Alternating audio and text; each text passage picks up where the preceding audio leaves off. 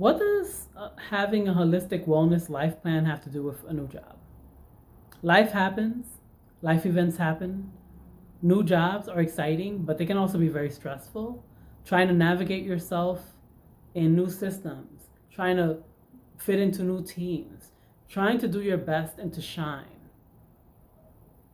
You may forget to take lunch at your usual time. You may work during hours you normally don't work to get ahead of the learning curve. You may want to impress your clients, your colleagues, and get so tense. And you may miss your workout and get more tense. So you have to understand what's non-negotiable for you and make time for that within your new schedule. You have to understand what you need to function and to be well as you excel throughout your different stages of your life. You have to have a plan and you have to revisit that plan. You have to set those SMART goals for yourself.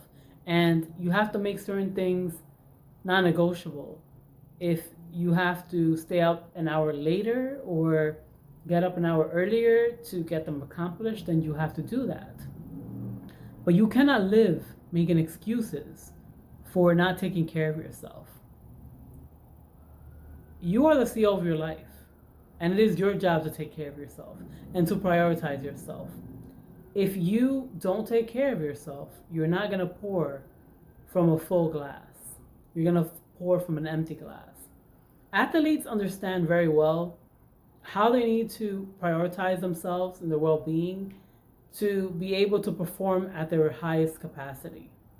We have some examples of athletes that are fairly young who have really taken a stand on mental health.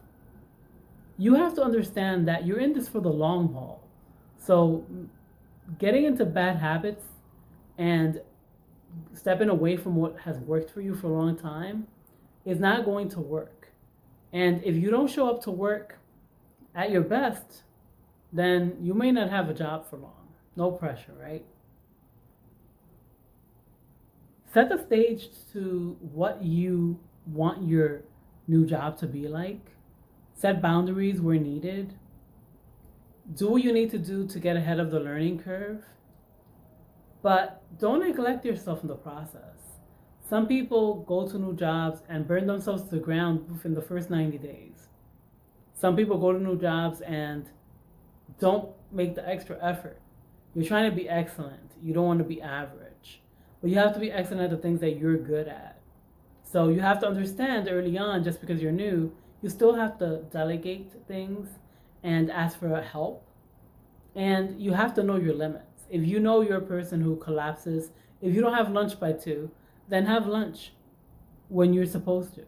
If you know that you're a person who likes to stretch, who needs to stretch more often, set an alarm. If you know that you feel better when you hydrate very well throughout the day, buy yourself a new water bottle. Don't make excuses for yourself. Set yourself up for success. Set the stage for you to be able to do your best. And do whatever it takes for you to manage your stress, your time, and your energy as best as possible. If you know that you need extra time preparing meals or planning what to wear, then take that time. Take an hour during a weekend, right? And just set yourself up for the week. Don't make excuses. Don't sabotage yourself. Oftentimes people forget that, yes, while a career is more than a job, it's still your job to do a good job, right? You signed up for this thing, whatever it is that you signed up for. And people are setting expectations on you. And the things that you do are part of the bigger picture. So when you fail, others fail. There's a domino effect. So staying up late to do something that you should have gotten up early to do, or you should have asked for help, is not going to work very well. Think of the long haul, right? Life is a marathon, not a sprint. If you don't do what you need to do to get to that finish line, you're finished. No pressure. Enjoy the process and ask questions and and get the support that you need, and know that yes, your career is more than your job. You need to go out there and network. You need to go out there and find resources. You need to stay on top of your game. You need to read books. You need to listen to podcasts. You need to watch documentaries. You need to stay well rounded. You need to be able to have things to talk to your colleagues, your clients about. You need to have times in your schedule where you allow your brain to work and not doing anything, where you allow your brain to breathe so that you can achieve the things that you set out to achieve. Because if you're just working haphazardly, putting out fires, then you're not going to be able to bring new ideas and insight to even showcase your expertise.